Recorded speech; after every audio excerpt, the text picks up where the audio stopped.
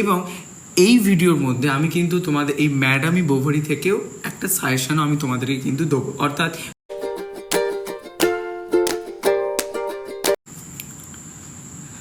So hello guys, চলে এসেছি আমরা নতুন একটা ভিডিও নিয়ে। তো আজকের ভিডিওতে আমরা একটা অত্যন্তই গুরুত্বপূর্ণ একটা তোমাদের নোভেল, সেটা হচ্ছে ম্যাডামি বোভারি। এই যে নোভেলটা তোমাদের রয়েছে, এই নোভেলটা যেটা গুস্তাভ ফ্লাউবার্ট লিখেছে, তো এই নোভেলটার কমপ্লিট সামারি আজকের এই ভিডিওর মধ্যে আমরা আলোচনা করব। তো আজকের ভিডিও তোমরা মন দিয়ে দেখতে থাকো, তাহলেই কিন্তু তোমরা ইজিলি বুঝতে পারবে যে এই ম্যাডামি বোভারি এই নোভেলটার মধ্যে গুস্তাভ ফ্লাউবার্ট কী বলতে চাচ্ছেন আমাদেরকে।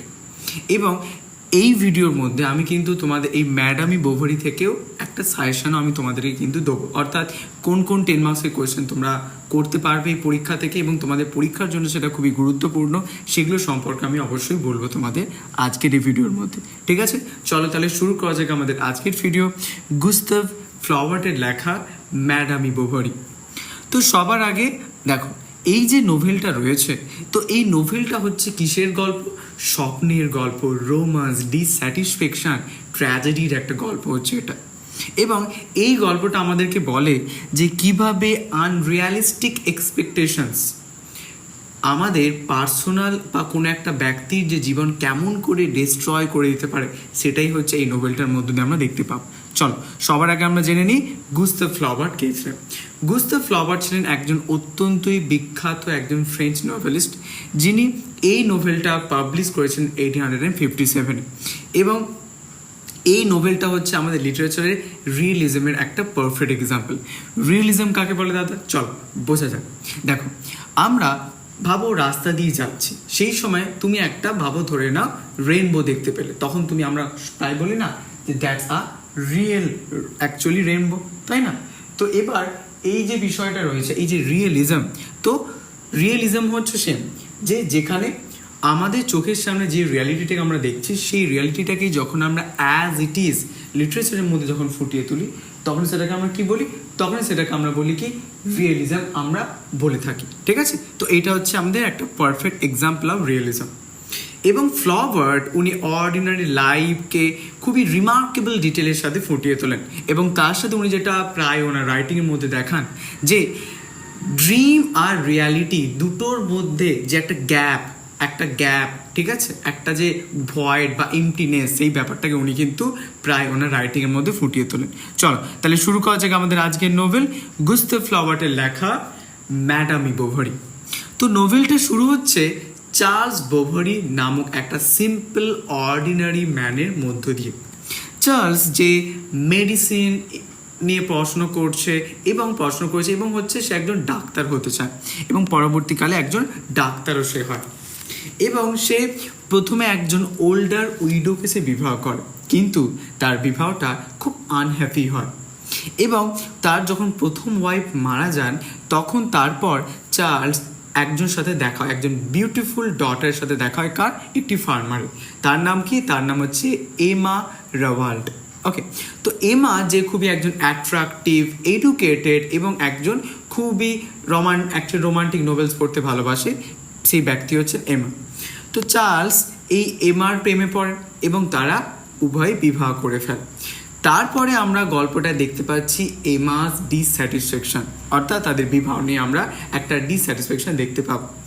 তো বিবাহের পর এমা বিশ্বাস করে যে লাইফটা আরও বেশি পরিমাণে এক্সাইটিং, রোমান্টিক হওয়া প্রয়োজন, কিন্তু বাস্তবে ঠিক তার বিপরীতটাই হয়। চার্লস খুবই কাইন্ড একজন লয়াল পারসন, এবং সে একজন অর্ডিনারি, এবং তার মধ্যে প্যাশন এরকম তেমন আমরা দেখতে পাই না।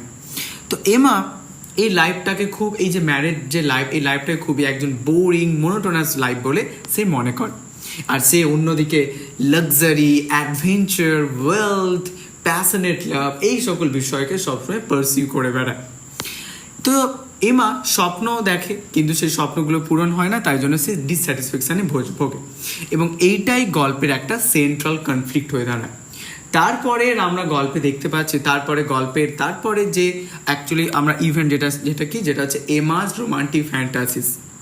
এমা প্রায় বিভিন্ন ইউথ রিডিং বলতে পারো হচ্ছে যে তার বেশিরভাগ জীবনটাই সে রোমান্টিক নোভেলস বইগুলো পড়ার মধ্য দিয়ে জীবন কাটে।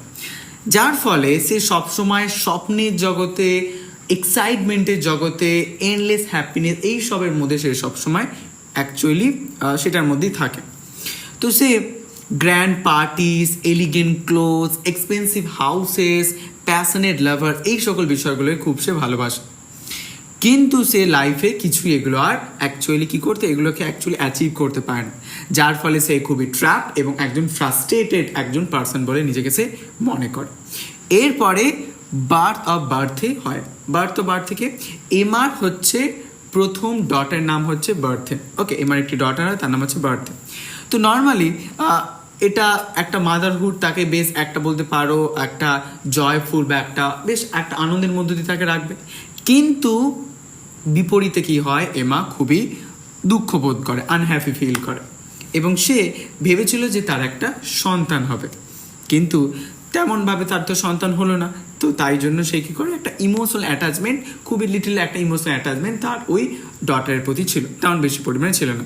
এটা তার ডিস্যাটিসফ্যাকশনকে আরও বেশি বাড়িয়ে তোলে। এরপরে হচ্ছে এমা অ্যান্ড রোডলফে। তো এমা একদিন রোডলফে বল ল্যাঙ্গার, একজন ওয়েলথি ল্যান্ড ওনার সাথে দেখা হয়। তো র্যাডলফে, যিনি একজন হ্যান্ডসাম এবং একজন এক্সপিরিয়েন্স ব্যক্তি ছিলেন, যিনি কী করতেন, সবসময় উইমেনদেরকে কী করতেন, প্রেজ করতেন, ঠিক আছে। এবং উনি কুইকলি কী করেন, এমার ইমোশনাল উইকনেসটাকে বুঝতে পারেন এবং এমা পরবর্তীকালে তার ভালোবাসায় পড়া এবং তাদের মধ্যে একটা অ্যাফেয়ার তৈরি হয়। তো এমা ভেবেছিল যে আমি রোডলফের সাথে পালিয়ে যাব এবং একটা নতুন লাইফ আমি শুরু করব, কিন্তু রডলফে সেটা ট্রুলি অ্যাকচুয়ালি এমাকে তেমন ভালোবাসে না।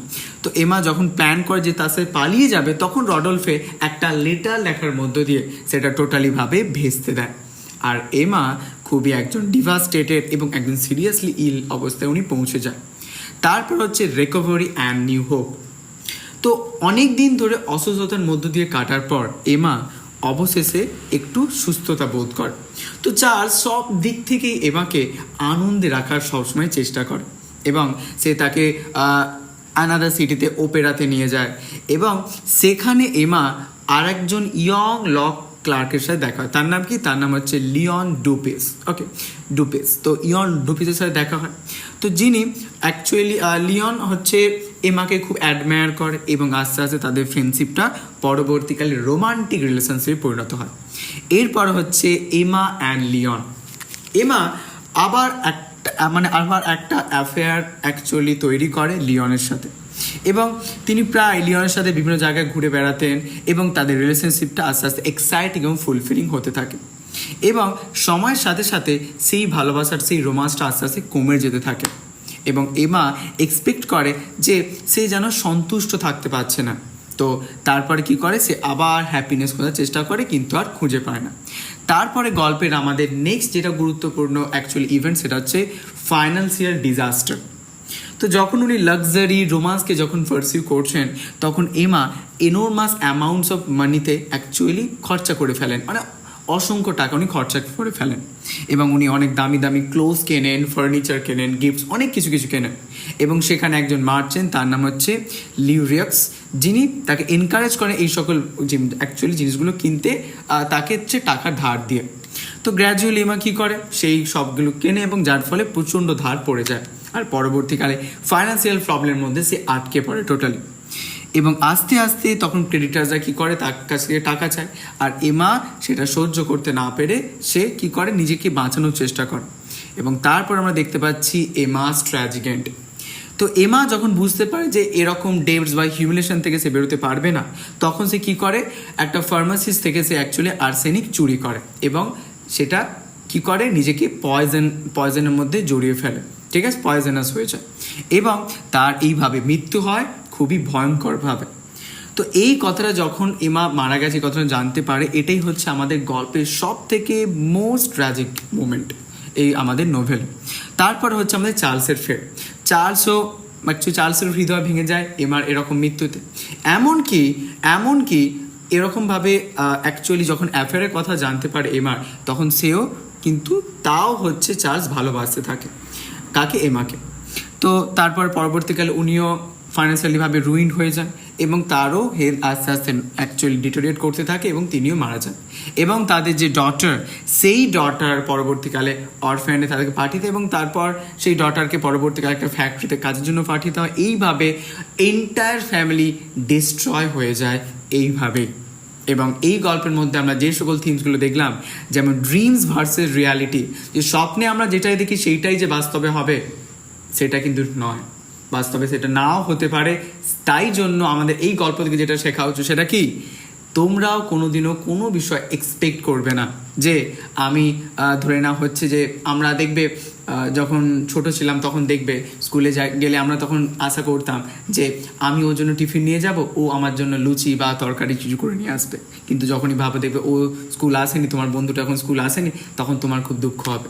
তো ওই জন্য এক্সপেকটেশন অ্যাকচুয়ালি আমাদের দুঃখের প্রধান কারণ, ঠিক আছে? তো ওই জন্য এক্সপেকটেশন একদম রাখবে না, ওই জন্য সবসময় প্র্যাকটিক্যাল থাকবে আর রিয়ালিটিতে বেঁচে থাকবে। তারপর আমরা রোমান্টিসিজম ভার্সেস রিয়ালিজম ব্যাপারটা আমরা দেখতে পেরেছিলাম। তারপরে হচ্ছে ম্যাটেরিয়ালিজম সম্পর্কে দেখেছিলাম, উইমেন্স পজিশন ইন সোসাইটি, এগুলো সম্পর্কে আমরা দেখেছিলাম, ঠিক আছে? তো এই হচ্ছে আমাদের নোভেল, অ্যাকচুয়ালি আমাদের গুস্তাভ ফ্লাওয়ার্টের লেখা ম্যাডামি বোভারি। তো নোভেলের রিলেটেড যদি কারো কোথাও কোনো ডাউট বা কোয়ারি থাকে অবশ্যই তোমরা কমেন্ট সেকশানে জানাতে পারো। এবং এই নোভেল থেকে যেই কোয়েশ্চেনগুলো, যেমন আমি সবার আগে 10 মার্কস বলি, তো 10 মার্কসের জন্য তোমাদের টাইটেলটা নিয়ে পড়তে পারে, ঠিক আছে? যে critically analyse the title of the novel Madame Bovary. বা এরকমও কোয়েশ্চেন আসতে পারে যে কেমন করে গুস্তাভ ফ্লাওয়ার্ট উনি ডিস্ট্রাকটিভ পাওয়ার আর রোমান্টিক ইলিউশন কেমন করে উনি এখানে ফুটিয়ে তুলছেন সেটা আমরা দেখতে পাচ্ছি, সেটা সম্পর্কে তুমি বলতে হবে। এবং তারপরে এমা ক্যারেক্টার নিয়েও পড়তে পারে তোমাদের। তারপরে অ্যাকচুয়ালি পড়তে পারে যে কেমন করে এখানে খুব সুন্দর একটা বিষয় উনি ফুটিয়ে তুলছেন, যে ড্রিম এবং রিয়ালিটি দুটোর যে কন্ট্রাস্ট, সেটা কেমন করে ফুটিয়ে তুলছেন সেটাও কিন্তু পরীক্ষায় করতে পারে। তো এই কোশ্চেনগুলো তোমরা 10 মার্কসের জন্য ভালোভাবে করে রাখবে, আর 2 মার্কসের জন্য একটু পারলে নোভেলটা পড়ে রাখবে, তাহলে 2 মার্কসটা আরও বেশি ইজি লাগবে তোমাদের। তাও ওভারঅল তোমাদের যদি আর কোনো কোয়েশ্চেন বা কোয়ারি থাকে অবশ্যই আমাকে কমেন্ট সেকশানে জানাতে পারো।